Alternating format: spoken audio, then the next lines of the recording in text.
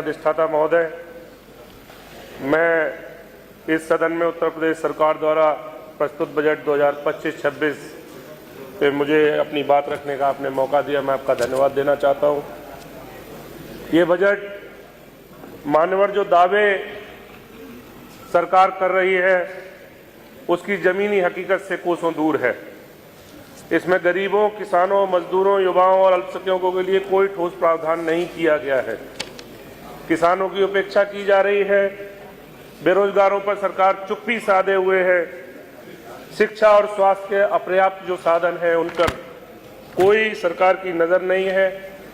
मेरे क्षेत्र की जो प्रमुख समस्याएं हैं, जो 8 लाख करोड़ का जो बड़ा बजट सरकार पेश करके अपनी वाहवाही लूटने का काम कर रही है, तो मैं उम्मीद करता था कि इसमें कुछ ऐसे अहम मुद्दे थे जिन्हें शामिल करके सरकार मदद करने का काम करेगी, लेकिन अफसोस के साथ कहना पड़ रहा है अधिष्ठाता महोदय कि सहसवान की और बदायूं जिले की उपेक्षा इसमें की गई है। सड़कों की जब ये लोग बात करते हैं तो अगर सड़कों का हाल देखना है तो चमनपुरा से लेके नदायल तक जो हमारे बैसवाड़ा का क्षेत्र है मान्यवर, जो कम से कम 50-60 गांव की कनेक्टिविटी है, वहां पे पिछले 10 साल में कोई काम ना होने की वजह से वो पूरा सड़क तालाब में कन्वर्ट हो गया है। वहां निकलना मुश्किल है, गाड़ियां पलट जाती हैं, पता नहीं कौन से हादसे का ये लोग इंतजार कर रहे हैं। मैंने इससे पिछली बार भी अपनी बात को रखा था, लेकिन इस बजट में उसका कोई प्रावधान नहीं है। मैं सरकार का ध्यान आपके माध्यम से आकर्षित करना चाहता हूं। मान्यवर, हमारे सहसवान में जो बुनकर समाज के लोग हैं वो बहुत बड़ी तादाद में रहते हैं, जो जरी का, दरी का और पर्स का कारोबार है, जिसकी पहचान देश और विदेशों में सहसवान की है। लेकिन अफसोस की बात है कि कोई विशेष पैकेज उनके लिए नहीं दिया गया, जिससे सहसवान का बुनकर समाज खुद को ठगा ठगा महसूस कर रहा है।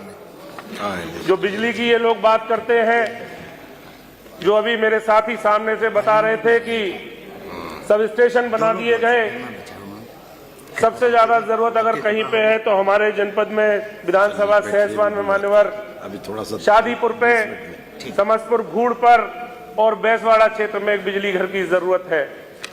और जरीफ नगर से लेके वहां तक कम से कम 50 किलोमीटर की दूर में एक ही बिजली घर है, जिसकी बीच में शादीपुर पे बहुत ज्यादा जरूरत थी। मैंने पिछली बार भी कहा था, लेकिन अफसोस कि इस बार भी उसकी कोई प्रावधान इसमें नहीं किया गया।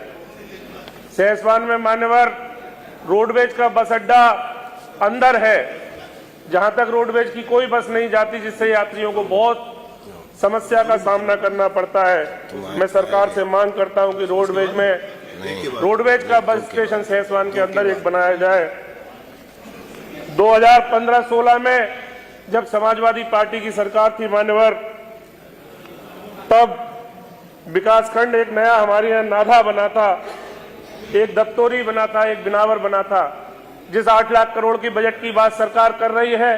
और जब मैंने पिछली बार लिखित में क्वेश्चन पूछा था कि उसके कार्यालय क्यों नहीं बनाए गए और अब तक विकासखंड सृजित होने के बाद उन पर आगे कार्रवाई क्यों नहीं की गई, तो मेरे लिए उत्तर ये आया कि सरकार के पास बजट नहीं है। पिछला बजट जब खर्च नहीं कर पाई और नया बजट बड़ा लेके आ गए, लेकिन अफसोस की बात है कि इन तीनों विकास खंडों पे कोई भी बजट आवंटित करने का काम नहीं किया गया। मान्यवर, मेरे यहाँ एक नदी है, महावा नदी, जो कि सदा नीरा हुआ करती थी, जहां कम से कम 200 गांव की सिंचाई का काम हुआ करता था, लेकिन अब वो देख रेख के अभाव में पूरी तरह सूख गई है। मान्यवर, मैं उम्मीद करता हूं सरकार से कि उसकी पुनरुद्धार के लिए कुछ ठोस कार्रवाई ऐसी की जाए जो कम से कम 150-200 गांव के लिए सिंचाई की व्यवस्था हो सके।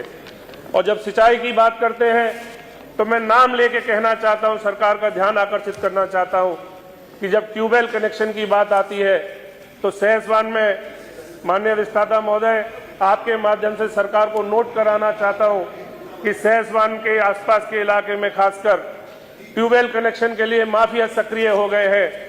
वो किसान से पैसा पूरा लेकर उसको फर्जी कनेक्शन की रसीद देकर इसकी जांच कराई जाए। कम से कम मेरे यहाँ 1000 से 1500 कनेक्शन फर्जी कर दिए गए हैं। अगर ये नदी वापस चला दी जाती है तो उन किसानों को भी फायदा मिलेगा और इस मुद्दे को मैं आपके माध्यम से सरकार तक पहुंचाने का भी काम करता हूं। जरीफनगर थाना क्षेत्र हमारे यहाँ बहुत बड़ा थाना क्षेत्र है मान्यवर। मैं चाहता हूं कि जरीफनगर का हिस्सा एक और बांट के नाधा में या दानपुर में नया थाना बनाया जाए मान्यवर। और जब अंत्येष्टि स्थल की बात आती है तो विकास खंड में 1 या 2 अंत्येष्टि स्थल सरकार देने का काम करती है, क्योंकि अंत्येष्टि स्थल एक ऐसा मुद्दा है कि हर गांव में इसकी जरूरत है। तो मैं चाहता हूं कि सरकार अपने माध्यम से हर गांव में एक अंत्येष्टि स्थल देने का काम करे। अनुदेशकों और शिक्षा मित्रों का मानदेय नहीं बढ़ाया, इसमें भी मैं बढ़ाने की मांग करता हूं। समाप्त करें। एक बात और मान्यवर, मैं अपनी बात खत्म करूंगा।